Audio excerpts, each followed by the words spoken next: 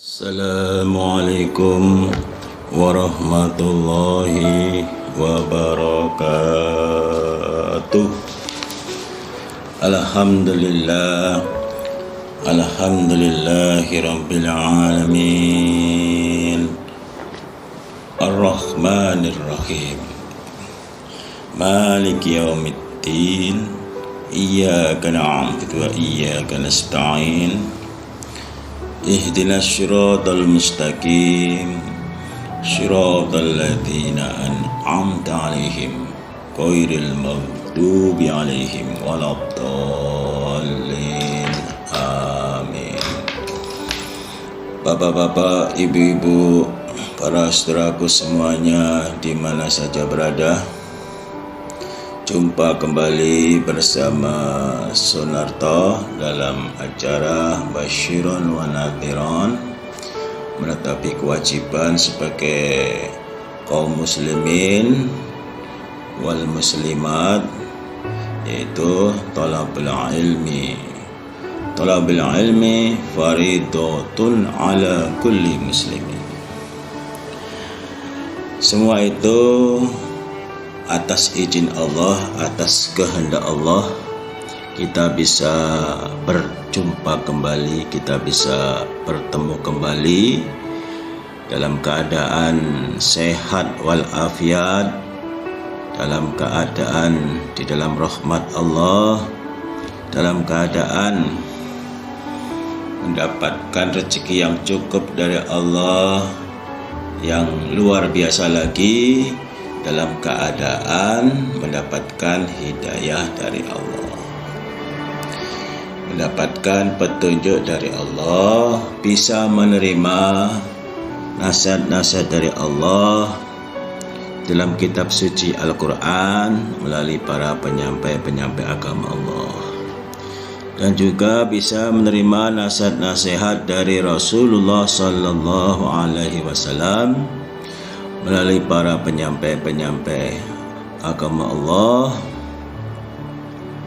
yaitu di dalam kitab sucinya yang namanya Al-Hadis.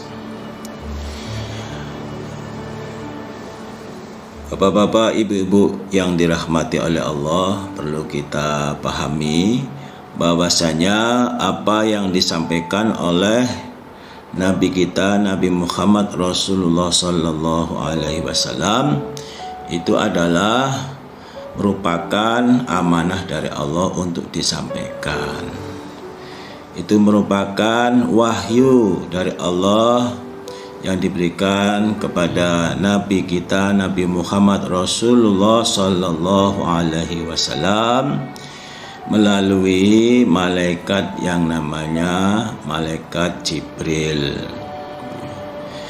Diberikan wahyu kepada Nabi Muhammad untuk disampaikan. Disampaikan kepada siapa? Disampaikan kepada makhluk ciptaannya Allah yang namanya manusia. Termasuk kita di sini adalah golongan manusia yang nanti akan mendapatkan nasihat-nasihat dari Allah, dan juga nasihat-nasihat dari Allah melalui utusannya Allah, yaitu Nabi kita, Nabi Muhammad Rasulullah Sallallahu Alaihi Wasallam. Alhamdulillah kita bisa menerimanya. Kita senang mendengarkan nasihat Allah. Kita senang mendapatkan nasihat dari Allah melalui Rasulullah Sallallahu Alaihi Wasallam, yang disampaikan oleh para mubaligh-mubalighat, para ustadz dan ustadzah, para ulama-ulama solihin, para orang-orang yang diberi ilmu yang jumlahnya tidak bisa kita sebutkan satu persatu. Banyak sekali mubaligh-mubaligh, ulama-ulama solihin, para ustadz-ustadzah, dan para orang-orang yang telah diberi ilmu menyampaikan agama Allah. Berarti secara SOP, ya, secara standar operasionalnya itu sudah pas. Artinya umpama kita nanti mendapatkan surga, ya berarti kita sendiri yang menentukan kita mendapatkan kebahagiaan di dalam surga. Apakah kita nanti di akhiratnya mendapatkan azab Allah, ya berarti kita sendiri yang menentukan pilihan itu. Kenapa Bapak sekalian? Karena jelas ya, dalam surat An-Nisa ayat 13 dan juga dalam surat Rum ayat 13 itu sudah jelas. Dalam surat An-Nisa ayat 13, wa may yuti'illaha wa rasulahu yudkhilhu jannah. Barang siapa yang taat Allah dan utusannya Allah masukkan dalam surga. Berarti kalau kita taat pada Allah dan utusannya Allah, berarti kita sudah menentukan pilihan kita. Pilihan kita ingin masuk dalam surga. Janji Allah itu pasti akan diwujudkan. Innallaha la yukhliful mi'ad. Allah tidak akan pernah mengingkari pada janjinya. Dan juga dalam surat Rum ayat 15 Allah berfirman, fa'ammal ladina amanu wa amilus solihati fahum fi raudati yukhbarun. Fa'ammal ladina amanu wa amilus solihat, adapun orang-orang yang beriman dan beramal solih, fahum maka mereka fi raudatin dalam kebun yukhbarun yang digembirakan atau yang bergembira, artinya bersenang-senang. Orang-orang yang beramal, orang-orang yang beriman dan mau beramal soleh, maka mereka nanti akan mendapatkan kebun yang digembirakan atau dapat kebun yang mereka bersenang-senang, bergembira di dalam kebun. Maksudnya kebun itu kebun di dalam surga. Jelas Bapak Ibu sekalian. Berarti kalau kita sekarang ini menerima nasihat dari Allah melalui kitab suci Al-Quran langsung, dan menerima nasihat dari Rasulullah Sallallahu Alaihi Wasallam melalui kitab sucinya Al-Hadis, Rasulullah dapat ilmu dari mana? Rasulullah dapat ilmu dari malaikat Jibril. Malaikat Jibril dari mana? Malaikat Jibril dari Allah. Ya, berarti sama dengan taat pada Allah. Ngikutin nasihat dari Rasulullah Sallallahu Alaihi Wasallam sama dengan mengikuti ajakan kebaikan Allah Subhanahu Wa Taala. Cuman disampaikan di dalam melalui utusannya Nabi Muhammad. Jadi kalau kita sekarang ini mau menerima nasihat dari Allah, berarti kita sudah menentukan pilihan kita. Kita ingin hidup bahagia di akhirat. Kita ingin hidup bergembira di kebun surga. Ya, sebaliknya kalau kita ini tidak mau taat pada Allah, tidak mau mendengarkan nasihat dari Allah, tidak mau taat pada utusannya Allah, tidak mau mendengarkan nasihat dari Rasulullah Sallallahu Alaihi Wasallam, berada di akhirat kita sudah menentukan pilihan kita sendiri. Kita menentukan pilihan masuk di dalam neraka. Naudzubillah min dzalik. Malah ada ya orang yang mengatakan enak di neraka banyak temannya, ya. Teman-teman macam-macam lah ya. Ya yang macam-macam lah ceritanya ya. Nah, ini naudzubillah min dzalik. Berarti sudah menentukan pilihannya untuk masuk di dalam neraka. Naudzubillah min dzalik. Nah, padahal neraka itu adalah tempatnya segala penderitaan, tempatnya segala kesengsaraan, ya, yang kekal abadi, yang kekal abadi selama-lamanya. Nah, ini bagus Bapak Ibu sekalian. Orang api dunia aja dimasukkan dalam neraka, tidak kuat Bapak Ibu sekalian, apalagi kita tambah tidak kuat lagi. Dan di situ kita tidak ada yang namanya kematian, kita hidup terus. Di akhirat bahagia terus, kalau menderita terus. Dan di sana kita tidak dikasih makan dan tidak dikasih minum. Dikasih makan, minta makan nggak langsung dikasih, minta minum nggak langsung dikasih. Minta minum sekarang tahun umpamanya tahun 2020, nanti ya, 1000 tahun lagi tahun 3020 baru dikasih, Bapak Ibu sekalian. Masya Allah. Umpama sekarang ini tahun 2021 kita minta minum, nanti tahun 2001 baru minuman itu datang. Masya Allah. Bayangkan Bapak Ibu sekalian, dari makan dan minum aja kita sudah menderita ya. Kita nggak makan 1 hari aja sudah menderitanya kayak apa, kelaparan, kehausan. Belum lagi sudah begitu disiksa lagi, tidak ada kematian, hidup terus merasakan siksaan dari Allah. Naudzubillah min dzalik. Jangan sampai kita masuk di dalam neraka meskipun hanya sekejap.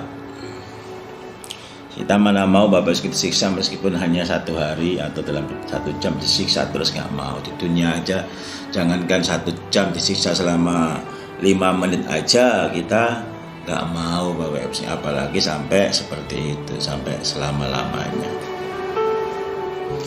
Dan juga dalam surat Rum juga sudah dijelaskan kalau kita ini nggak mau mendengarkan nasihat Allah dan utusannya Allah, di akhirat kita masuk dalam neraka itu adalah pilihan kita sendiri. Dan nanti kita jangan menyesal kalau memang betul-betul kita akan mendapatkan adab dari Allah, mendapatkan neraka Allah, karena kita sudah menentukan kehidupan kita di akhirat akan masuk dalam neraka. Nah, dalam surat Rum ayat berikutnya ayat 16, wa ammal ladzina kafaru wa kadzabu bi ayatina wa liqa'il akhirah faulaika fil adzabi muhdharun. Wa ammal ladzina kafaru, dan adapun orang-orang yang kafir, wa kadzabu, dan mendustakan mereka, bi ayatina, dengan ayat-ayatku Allah, wa liqa'il akhirah, dan mendustakan ketemu pada akhirat, faulaika, maka demikian itu, fil adabi, dalam siksaan, muhdharun, yang didatangkan. Nah, kalau memang kita ini sudah tidak mau iman kepada Allah, kemudian kita ini mendustakan ayat-ayat Allah dan juga mendustakan tentang akhirat, nggak ada yang namanya akhirat, itu nggak ada. Itu namanya dongeng-dongeng aja. Orang mati ya sudah mati, ya sudah mati, nggak mungkin bangkit kembali. Buktinya itu nenek-nenek kita, eyang-eyang kita yang sudah lama meninggal dunia nggak balik-balik, nggak hidup-hidup. Apalagi kalau jasadnya itu dibakar jadi debu, kemudian debunya itu dibuang di tengah lautan, ya.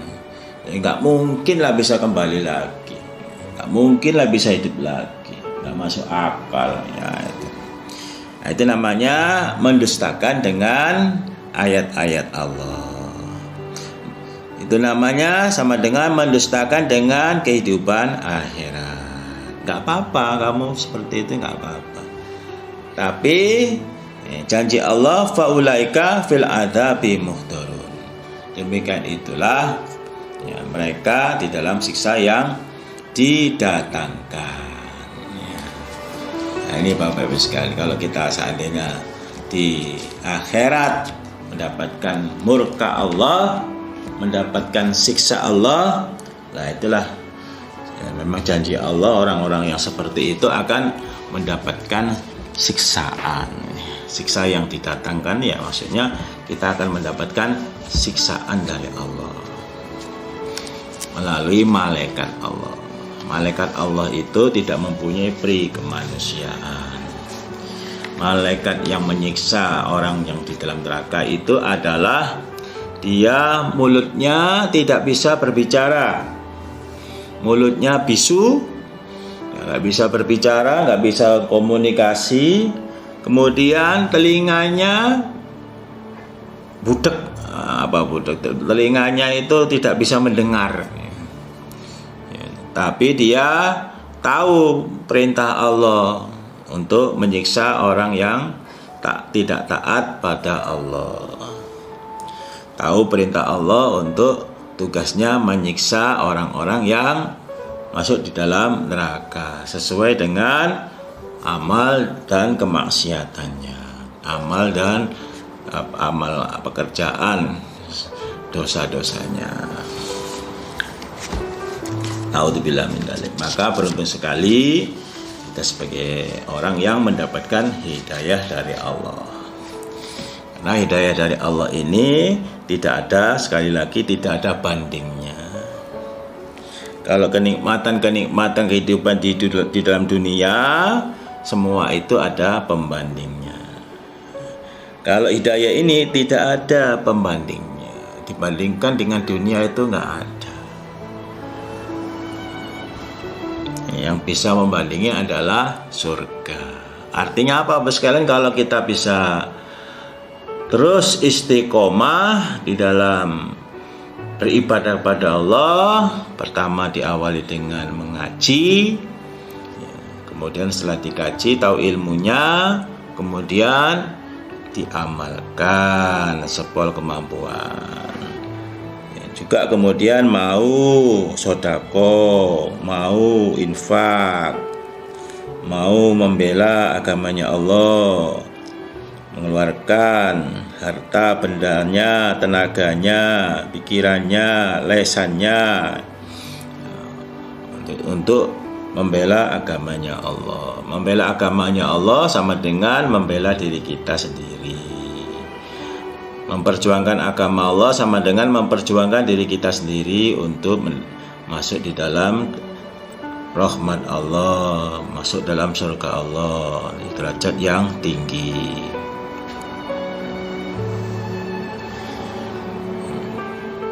Jadi beruntung sekali orang yang hidup sekali mendapatkan hidayah dari Allah. Nah, itulah Bapak-Ibu sekalian sedikit mukadimah dari kami. Selanjutnya kita langsung aja ikutin selanjutnya, yaitu kita akan bahas tentang ucapannya Abdullah ibnu Umar radhiyallahu anhu dalam riwayat hadis ibnu Abi Syaibah. Dan sebelumnya kita sama-sama kita niati terlebih dahulu dengan niatan mukhlis lillah karena Allah. Qala berkata Abdullah ibnu Amrin radhiyallahu anhu, ya, berarti ini sahabat yang istimewa. Ini ada kalimat radhiyallahu anhu. Abdullah sahabat Nabi. Man qara'al Qur'an, barang siapa membaca Al-Qur'an, faka'annama, maka seakan-akan istudrijatil nubuwah. Istudrijati dimasukkan an-nubuwatu sifat kenabian. Baina jannat jambaihi, di antara lambungnya. Ila kecuali ana sesungguhnya orang la yuha, tidak diberi wahyu ilahi pada orang. Ini maksudnya menguai, hanya saja orang tersebut tidak mendapatkan wahyu, karena wahyu itu hanya diberikan kepada Nabi kita, Nabi Muhammad Rasulullah Sallallahu Alaihi Wasallam. Ini sudah jelas Bapak Ibu sekalian. Kalau kita ini membaca Al-Quran, membaca Al-Quran secara bacaannya, membaca Al-Quran secara artinya, jadi kita jadi tahu mana itu perintah, mana itu larangan, mana itu cerita. Perintahnya dikerjakan sepuluh kemampuan, larangannya dijauhi dengan sejauh-jauhnya, ceritanya diyakini dengan seyakin-yakinnya. Juga membaca Al-Quran ini juga bisa juga di dalam kita proses menghafalkan Al-Quran. Apakah kita menghafalkan Al-Quran? Apakah menderes Al-Quran? Diulang-ulang sehingga hafal, sampai hafal. Niat untuk menghafalkan Al-Quran, niat karena Allah ingin meningkatkan derajat kita nanti besok di sisi Allah. Jadi tiga membaca, baca secara bacaan Al-Quran, sesuai dengan tajwidnya, baca secara makna, arti, dibaca, sehingga kita bisa tahu nasihat-nasihat Allah. Telinga kita akhirnya bisa mendengarkan nasihat-nasihat dari Allah karena kita mengartikan, membaca, mengartikan. Termasuk membaca di sini adalah membaca dengan menghafal Al-Quran. Qurannya ditutup, kemudian kita membaca Al-Quran. Berarti sudah hafal. Nah, ini Bapak Ibu sekalian, kita membaca Al-Quran ataupun kita membaca Al-Quran sehingga kita bisa mengetahui makna dan kandungan isi Al-Quran. Apakah kita ini menghafalkan Al-Quran? Ini merupakan kebutuhan kita, Bapak Ibu sekalian. Jadi yang namanya membaca Al-Quran secara utuh, secara sempurna itu bukan untuk anak-anak kecil, untuk pengajian cabai rawit. Apa cabai rawit? Pengajian anak-anak kecil yang usia di bawah 5 tahun. Pengajian cabai rawit. Istilah cabai rawit. Kenapa kok dibilang cabai rawit? Cabai rawit itu buahnya kecil tapi pedas, Bapak Ibu sekalian. Namanya cabai rawit. Ini merupakan kebutuhan kita. Karena dengan kita membaca Al-Quran secara bacaan biasa, bacaan Al-Quran, ataukah membaca dengan berusaha untuk mengetahui isi kandungannya, maknanya, artinya, apakah membaca dengan menghafalkan Al-Quran, ini ada pahalanya sendiri-sendiri, Bapak Ibu sekalian.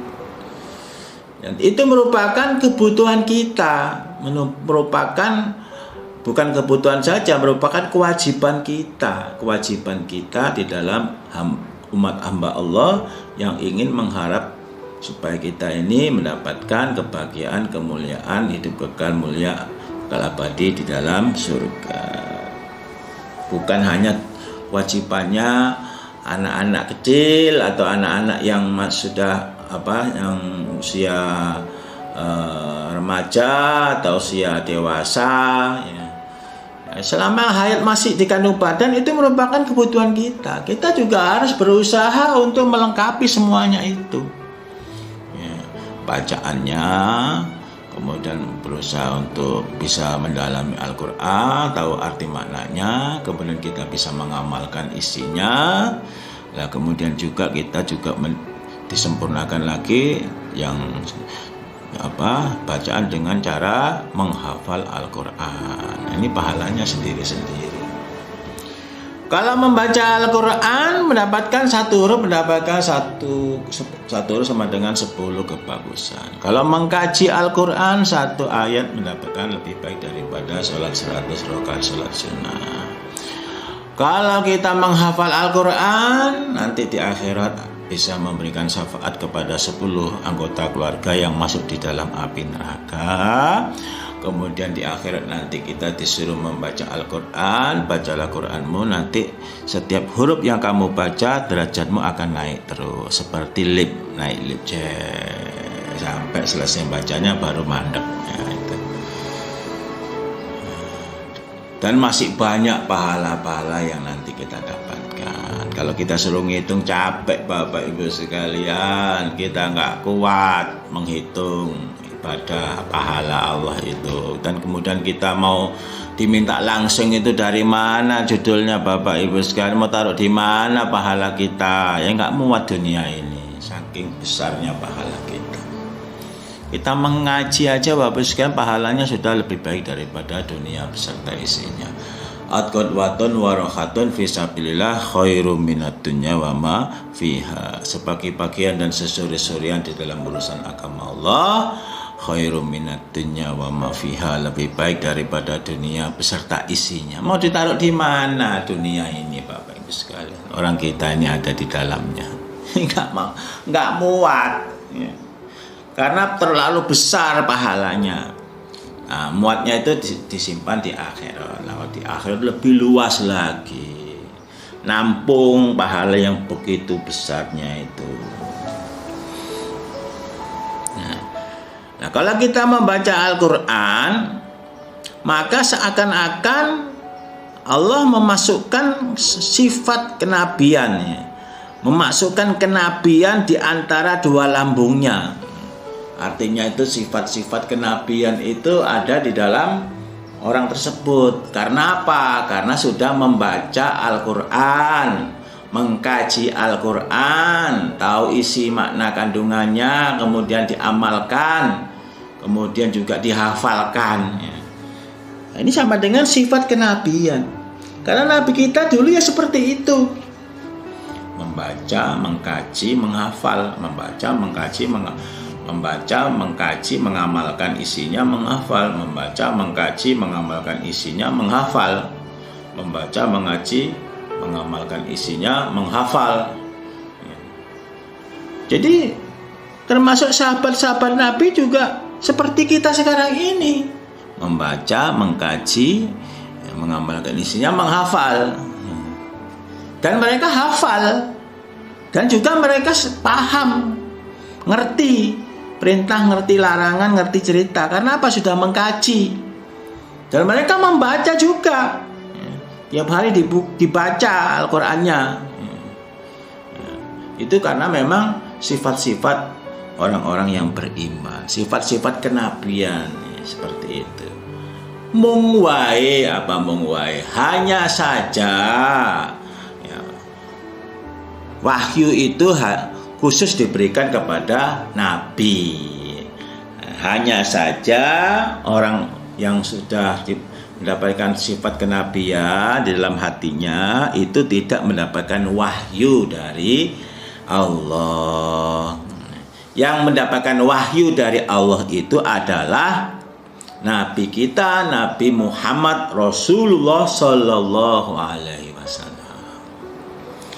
Nah, ini Bapak Ibu sekalian. Jadi tidak ada pilihan kalau kita ingin menjadi orang baik, kalau kita ingin menjadi orang seperti orang-orang iman zaman dahulu, seperti orang-orang iman zaman sahabat, seperti orang-orang yang telah ditunjuk oleh Allah menjadi nabi, ya kita harus mengkaji Al-Qur'annya. Kita harus membaca Al-Qur'an. Kalau kita tidak membaca Al-Qur'an, tidak mungkin kita akan mendapatkan ya, seperti orang-orang iman zaman dulu, seperti nabi-nabi zaman dulu. Termasuk putra-putri kita, jangan sampai kita balapan dengan setan. Setan ini berlomba-lomba memberikan promo-promo untuk mengajak kita sebanyak-banyaknya supaya masuk di dalam neraka. Kita harus imbangi ya, dengan mempertebal keimanan kita, dengan meningkatkan ketakwaan kita kepada Allah, dengan meningkatkan takut kita kepada Allah, dengan memperbanyak membaca Al-Quran, mengkaji Al-Quran, menghafalkan Al-Quran, kemudian mengamalkan isi yang terdapat dalam Al-Quran. Juga kita juga memperbanyak membaca Al-Hadis, mengkaji Al-Hadis, mengamalkan isi kandungan dalam Al-Hadis, menghafal Al-Hadis, menghafal. Ya, kalau memang nggak bisa hafal semuanya ya beberapa dalil-dalil saja itu sudah bagus. Dalil mengaji hafal, dalil mengamal hafal, dalil membela hafal. Sehingga kita bisa ta'muruna bil ma'ruf wa tanhauna 'anil munkar. Ta'muruna bil ma'ruf wa tanhauna 'anil munkar ini Bapak-Bapak sekalian sama dengan kita menetapi dalil menjadi umat yang terbaik, umat yang baik-baiknya. Umat adalah mengajak kebaikan, mencegah kemungkaran.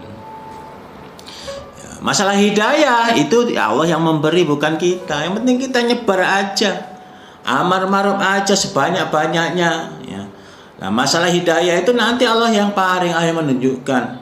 Ya bisa saja setelah mendengarkan amar ma'ruf dari kita, bisa melalui offline maupun online, tiba-tiba Allah memberikan hidayah melalui teman baiknya, melalui sahabatnya, atau melalui teman kantornya, dan seterusnya dan seterusnya. Kita nggak tahu Bapak-Ibu sekalian.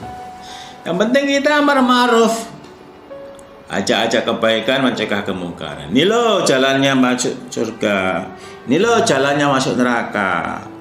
Kalau bisa kita jangan lewat jalannya masuk dalam neraka. Mati sewaktu-waktu ya akan masuk dalam neraka. Ya, kalau bisa kita harus lewat jalan menuju surga. Mati sewaktu-waktu ya masuk dalam surga. Jalan menuju surga yang bagaimana Bapak sekalian? Yang jalan menuju surga adalah yang mau taat Allah, taat Rasulullah Sallallahu Alaihi Wasallam. Tambah lagi taat kepada ulil amri, pengatur agama kita, yang mengatur ibadah kita, yang memberikan nasihat-nasihat kepada kita. Insya Allah Bapak Ibu sekalian sedikit basiran wanantiran saya rasa sudah cukup.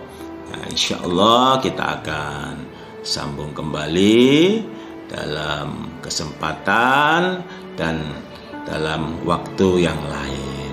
Mudah-mudahan Allah paling manfaat dan barokah. Kurang lebihnya mohon maaf yang sebesar-besarnya. Akhirul kalam. Assalamualaikum warahmatullahi wabarakatuh.